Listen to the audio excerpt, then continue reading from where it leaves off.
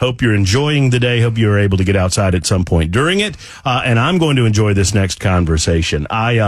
Obviously, all of us know the name Bernie Kerik. He is a former New York City police commissioner. You may not know what his role has been in some of the latest shenanigans on the part of the Democrats over the last several years, but we will illuminate you on those points during our conversation together, and it is an honor and a privilege to have him in studio with us. Bernie Kerik joins us on the Matt Murphy Show. Thank you, Matt. Thank you. I want to start here. There's so much to discuss that's happened in just, the last 3 weeks, much less the last 3 or 4 years. But I would be remiss if I did not ask you, on the heels of the 22nd anniversary, what that could possibly mean to someone like yourself, as New York City Police Commissioner during the attacks on 9/11, as someone who stood side by side Mayor Rudy Giuliani and attempted to put those pieces of our world back together as best you could after that evil, dastardly act. What does it mean to you 22 years later? I think there's a whole bunch of things that I think about, right? I guess most importantly, pride. I couldn't be more proud of the men and women in the New York City Police Department, the Fire Department, the Port Authority Police. They effected the greatest rescue mission in the history of our nation. They took 20 to 25,000 people out of those buildings and evacuated close to 1 million people out of Manhattan over the next 6 to 8 hours, almost seamlessly, right? I got to see and witness the best and the worst in humanity, the worst being the 14 pilots, the 14 people on those planes. I'm constantly reminded about that day on a daily basis. Every single day of my life since, I've been reminded about that day. The further we get away from September 11th, the more I'm concerned that we become complacent. And in today's atmosphere, in this administration, in the Biden administration, it's not even about complacency. It's about an intentional, willful ignorance, if you will, about our national security. You know, the other day, 2 days ago, I was at Ground Zero that morning with the mayor. And we actually walked off from the ceremony after the second ringing of the second bell, which was a reminder of the second plane, the aircraft hitting Tower 2. We walked off. We left the ceremony for a couple reasons, one of which Kamala Harris, the vice president, was there cackling like some kind of chicken, like laughing and joking. Oh, my God. Don't even do it. Don't even do it. It's awful. I mean, awful. It was terrible. I mean, it was disgusting. You know, we're on a line. We're on a line at a memorial service for the most substantial terror attack in world history, and she's cackling and laughing, and Giuliani was going nuts. And then I got to see, standing behind me was AOC, which I was appalled at. This is a woman that has denounced the police department, that has called for the defunding of police agencies around the country. She's an admitted socialist, if not Marxist. Why would she, what is she doing there? She contradicts every single day. She contradicts what that ceremony was about. And last, and I think the worst part of that morning for me was walking into the line at the ceremony and seeing Secretary Mayorkas from the U.S. Department of Homeland Security, who has created more of a substantial threat, a terror threat to this country than we faced on September 10th of 2001. He has intentionally, willfully opened the borders to millions of illegals, and we're probably up right now around 350 people that have been on the terror watch list. And that's what we know. Mm-hmm. That's what we know. So can you imagine how many that we don't know that have got into this country that want the demise of this country? And this guy, he shouldn't have been at that. He shouldn't have been at the memorial service, He should have had his ass down on the southwest border, doing his job, what he's supposed to be doing, and he wasn't there. I asked the question Monday to the audience, and I'll ask you, Bernie, have we done our job? Now, in your capacity as New York City Police Commissioner, you had an incredible task in front of you, and you had incredible people to help you facilitate the task ahead. You also had people surrounding you on the federal level, on the state level, locally. But our job as citizens watching in horror was simple, and we were told what our job was on September 12th, and that was to never forget. Right. And I'm fearful that we're not doing our job. I mean, we try as best we can, but sadly, when I watch the number of Democrats, and I hate to politicize it, but I cannot help it, the number of Democrats that put up the memes that say never forget, that allow the porous southern border to exist as it does, they are not just forgetting, but they're thumbing their nose at the 2,977 people that lost their lives on September 11th. You know what, though, Matt? For them, it's not about not forgetting. Their actions are intentional. Their actions are intentional. I strongly believe that this surge of illegals into the country is a mechanism for them to build their numbers over time so that they can, legalize these people once they're in the country, so that they can get them to vote. They're already giving them driver's licenses and IDs and all this other stuff. These are people that got into the country unvetted. They're unmonitored. They're committing violent acts. They're here weeks, and they're engaging in violent criminal conduct. Them letting them in here is intentional, and you have to ask yourself why, and that's one of the reasons I believe. Power and control. I mean, I saw a study 2 or 3 years ago that indicated that the calculus that the Democrats are using is that for every 10 illegal aliens that they process into the country, that over time, 7.5 of those illegal aliens will become Democrat voters. That's their calculus. It's all about votes. And they believe that. And power and control. Well, I just had to ask you about the aftermath of September 11th, because I do believe that it's interlinked into what we're dealing with in the modern era, what you've had to deal with over the past several months. I don't know that I knew something that you just told me, and I don't know how much of this we're allowed to discuss, that you're allowed to discuss, but you are a party to this ridiculousness in Georgia, are you not? Well, pretty much all of it. Well, I mean, the whole shebang, but specific to Georgia. So here's the thing. In the aftermath of the 2020 election, Giuliani was the president's attorney, and Giuliani was the head of the legal team to look at the improprieties and the fraud within the election, the alleged fraud. I headed the investigative team for the mayor. So I was there from November 5th to January 18th.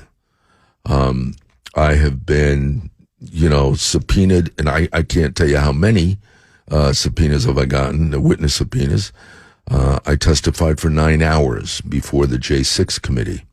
I testified for about 8 hours in the Ruby Freeman lawsuit in Georgia.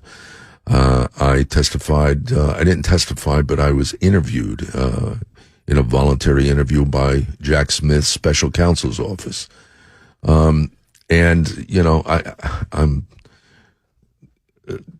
about as I know about as much as everybody else does that's been indicted, close to indictment. I am an unindicted co-conspirator in the Georgia prosecution against the president, Giuliani, and 17 others, which to me is, look, the 3 prosecutions against the president, whether it's the New York prosecution or and I call them persecutions, right?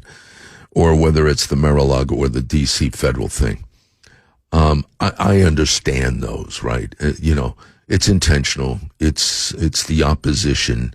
It's they find a grain of sand, they turn it into a beach, exactly, and they attempt to roll with it, and that's fine. Right, I get it, right, and I've been the target of the U.S. government, so I've been through these. When the indictment came out for Georgia, and I first read the indictment, I honestly had to read through it 2 or 3 times, and then I called my attorney and I said, "Okay, now I've read this thing close to 3 times." And I'm getting frustrated because I can't find the underlying crime. It is not a crime, and I'll give you a couple of these that you would sort of understand. Mark Meadows is the chief of staff for the President of the United States. He makes a phone call from the White House in Washington, D.C. Mm-hmm. He calls a state senator in Pennsylvania, to ask for another state senator's phone number, and that's one count in the indictment. Pennsylvania has nothing to do with Georgia, and neither does Washington, D.C. Neither does that phone call. And since when is it illegal to ask somebody for a phone number? That's an actual count in the indictment. Another count in the indictment for the president is that he put out a tweet telling his followers on Twitter to monitor or watch a certain news station. Mm-hmm. Mm-hmm. That's not a crime. That's not a crime. They are, and I said the same, Bernie, and I'm obviously not as close to it as you are. Bernie Kerik, our guest, joining us in studio on the Matt Murphy Show. But that the Georgia case seems to be made up out of thin air, in as much as it is based on a group of people believing that the wrong person won Georgia. Right. Or the wrong person was awarded. And you know what? And you know what, Matt? Believing is one thing, but the people that believed that the wrong person was announced the winner, the people that really believe that, me included, Giuliani, the president, Mark Meadows, we had overwhelming evidence of allegations of fraud and improprieties. Overwhelming evidence. Is that not a part of the defense then? Well, it will be, yes, but you got to get there first, right? You got to get into court, and you got to, and I kind of laughed. I said, "What? Okay, so if they've tried to conceal and suppress us for 2.5 years, including the mainstream media, right? Giuliani and I were banned from Fox News because they didn't want us talking about the election. We were banned from Fox News because they did not want us talking about the election. It has been suppressed. It's been concealed. If you read the headlines in mainstream media, the big lie, Trump was promoting the big lie, all this stuff. Okay, you can say that all day long, but it doesn't change the fact that, for example, in Pennsylvania, there were 677,000 ballots that went into the system between 1 a.m. and 5 a.m. that didn't have a Republican observer. That's illegal. Okay, you could say it's a big lie, but it happened. It happened. It's fact. The Secretary of State's website in Pennsylvania, it says that they sent out 32,000 ballots that were actually received before they were sent out. That's impossible. I'm not saying that. That's the Secretary of State's own database. We downloaded their numbers, sucked it in, and put it into a database to correlate it, and that's what they were reporting. That's impossible. Well, not to mention, and I've talked to many people about this, and my good friend from the state of Alabama, Congressman Gary Palmer, worked diligently on this on the front end and was not able to get anything done about it, is the mail-in ballots. When the courts at the time allowed mail-in ballots to flood in, and you had the mail-ins that had the stamp, the time and date stamp that was correct, and you had the ones that were the overflow that should have been cast out. Right. Once those got opened and intermingled, right, which the Democrats forced the courts to do, right, you can't unmingle them, and so you've got all of this evidence plus the fact that they commingled ballots that should have been kicked out because they did it late. intentionally, and they did it intentionally. Right, they did it intentionally, And then people say, well, there was no evidence. Yes, there was. Yes, there was. There still is. In fact, when I testified before the council in the J6 committee, I said, listen, I thought strongly in the aftermath of the election that there was overwhelming fraud and improprieties. I says, but I've been proven right time and time again since, because there's numerous investigations and reports of things that we were looking at during the election that have been proven positive. So don't tell me it didn't happen. Our guest is Bernie Kerik. He's with us for another segment. It's the Matt Murphy Show on Super Talk 99.7 WT, and he's in town for the Charlie Daniels Journey Home Project. I'm going to ask Bernie to sing, because David Corlew won't let me sing his praises. I'm going to get Bernie to sing David's praises here in a minute, too, because I want to talk about our mutual friend. Charlie Daniels Journey Home Project event. Bernie Kerik is in studio with us, talking about obviously some very serious matters involving the United States of America. During the break there, we were sharing stories about President Donald Trump. You've had an opportunity to be around him more than 99.9% of the population. Well, I've known him since '92. I've known him a long time, and he is a character. When people tell you, and him and Giuliani, I think one of the reasons they get along so well is because they do not sleep. My last call at night when I was police commissioner for Giuliani was between 12 and 2 in the morning, and my first call with Giuliani in the morning was at 6:05. So, and when he called me at 6:05. He had already read the New York Times, the Daily News, the New York Post, Newsday, and was querying me on, who was the source in the PD on this topic. You know what I mean? So, and over time, I got accustomed to that lack of sleep as well. So, and that's the way Trump is. He's up super early, goes to sleep late. He's up in the middle of the night. People used to see these tweets come out at 2 and 3, 4 in the morning, and they go, it cannot be him. Oh yeah, it's him. He's creating mass chaos. And that's another thing. He thrives on chaos.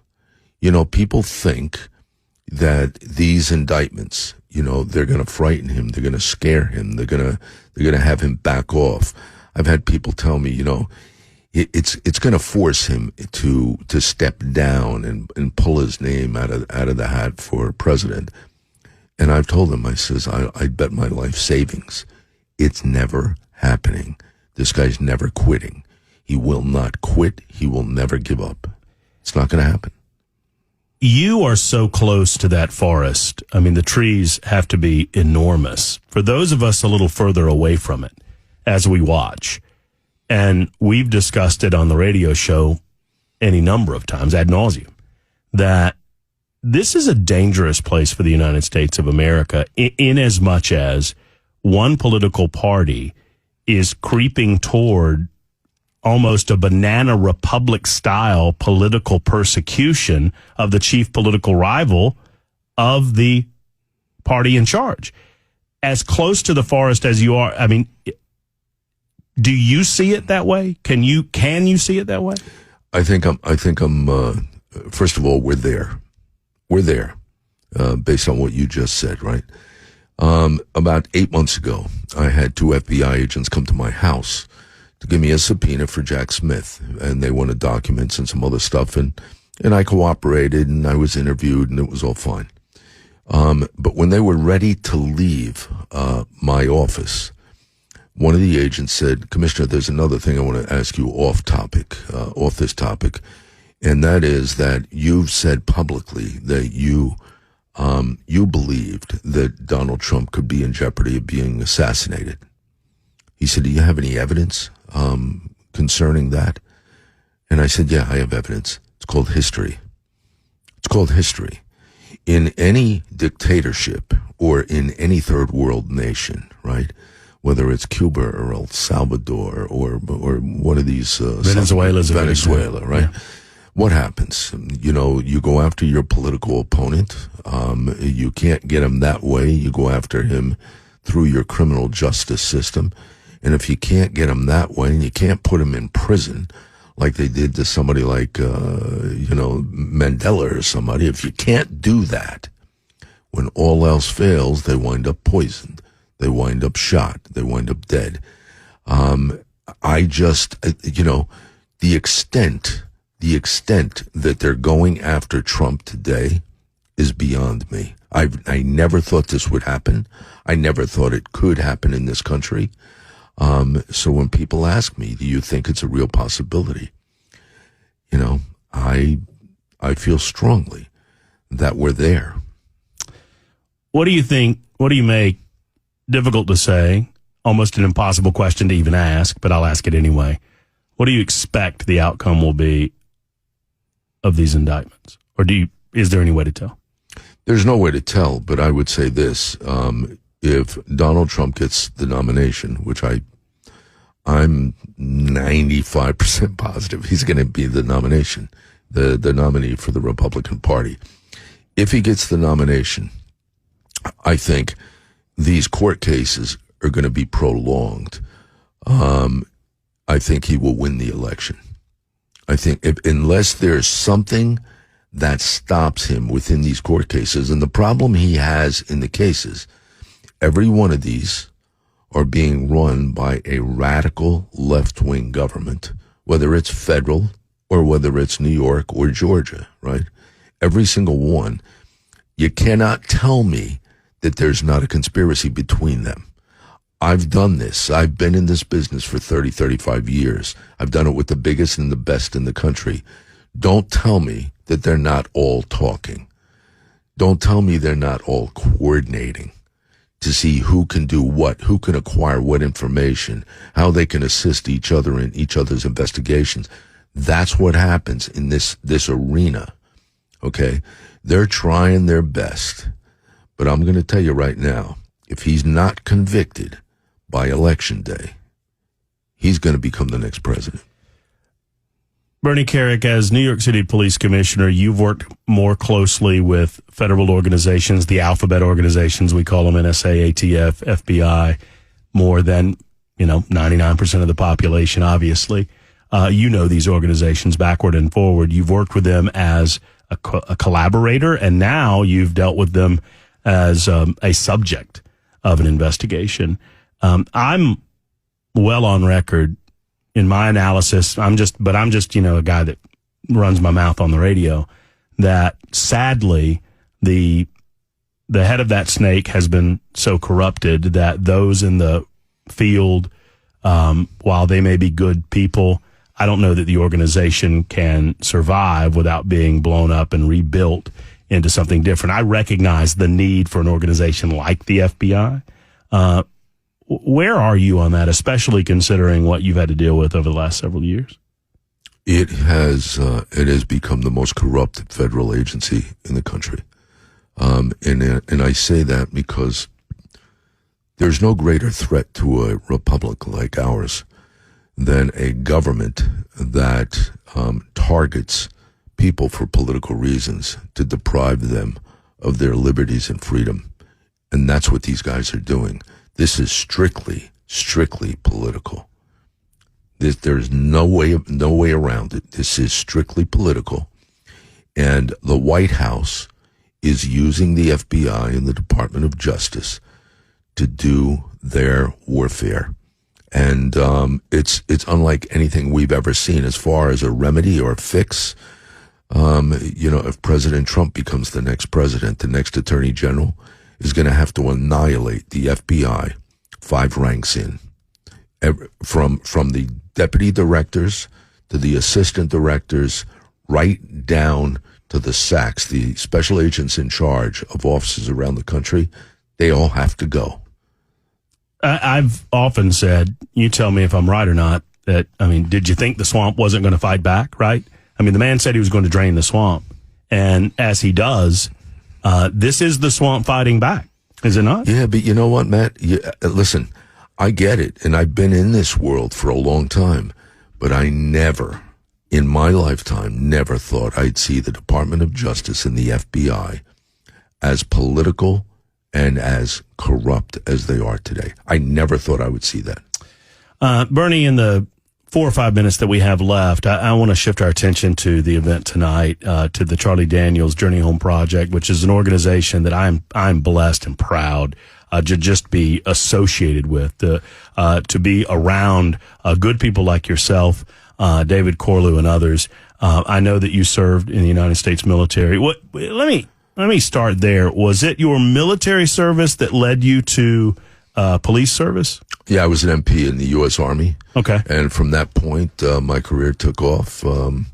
Never did I think when I wound up at Fort Bragg as an MP that I'd be in charge and in command of 55,000 men and women in the New York City Police Department. That was not my objective at the time. What is that, by the way, how many people? 55,000. That has to be what? If there's, Tokyo maybe? I mean, is that the largest police force in the world? One of them. Yeah, I mean, Tokyo maybe, but yeah. I can't imagine that there's one. No, it's in the top 3. That's incredible to be in charge of that many individuals. But tell me a little bit about the association with the Charlie Daniels Journey Home Project and your friendship with David Corlew. So I met Charlie Daniels about 8 years ago, I guess. We both spoke at a charity for Danny Dietz, who was killed. The lone survivor team that was killed in Afghanistan, and it was completely insane. Dave Corlew came over to me and he says, "Commissioner, if you can, Charlie Daniels would like to meet you." And he took me over to meet Charlie. Charlie shook my hand and he said, "Commissioner, I am a huge fan of yours." And I burst out laughing. I mean, it was just, I burst out laughing. "You're a fan of mine, really? Come on, dude."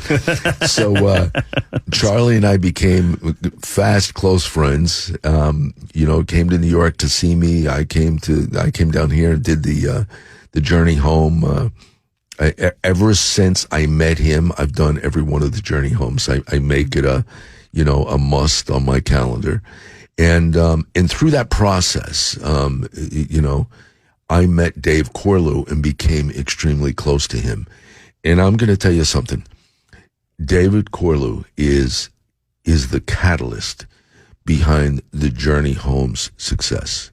This is a guy that is, first of all, everything and anything he does is because of his love for Charlie Daniels. Mm-hmm. Everything he does. Anybody that meets him, and I don't pretend to know him as well as you or most or many, but I've gotten to know him over the last 2 100%. 100%. He lives and breathes to keep Charlie's legacy alive. I mean, that's what he does. He has taken the journey home. It's kind of funny. Now, I come down now, we have this big event, right? We're going to have tonight, mm-hmm. Have 300-400 people, whatever, 500. I don't know what the number is, but I remember we had 200 people in the Palm, and Charlie's stage was actually smaller than this curtain here, right? And Charlie would sit up there and do a couple numbers, and the people would go crazy. We'd have a couple auctions, and it has grown so substantially. And it's all David. It's all David. And I can't give him enough credit. I can't thank him enough for everything he's done, for the journey home, for the Daniels family. He's, he loves Hazel Daniels, Charlie's wife. He's just, he's a one-of-a-kind kind of guy. Well, and the spirit of the effort between the two of them, and now that Charlie is gone, the determination on the part of David to make sure that he makes his friend proud. In doing so, honoring our military servicemen and women, honoring the veterans that have done so much to protect our freedoms and liberties. It's just, I literally tear up thinking about it. For your listeners, if they don't have tickets for today's event, keep it in mind for next year, because the event is something to see. Mm-hmm. Number one, you never know who's going to show up, right? Trace Adkins can walk in, Travis Tritt, you never know. On the country music level. They just show up, and these are huge megastars. These are megastars, right? They just, you walk in the room and they're like sitting in the corner going, "Hey, how you doing?" Mm-hmm. And you never know who's going to be there. You never know who's going to be honored. I mean, we have had, warriors from Benghazi. We've had, guys from Afghanistan, from Iraq, guys that killed bin Laden.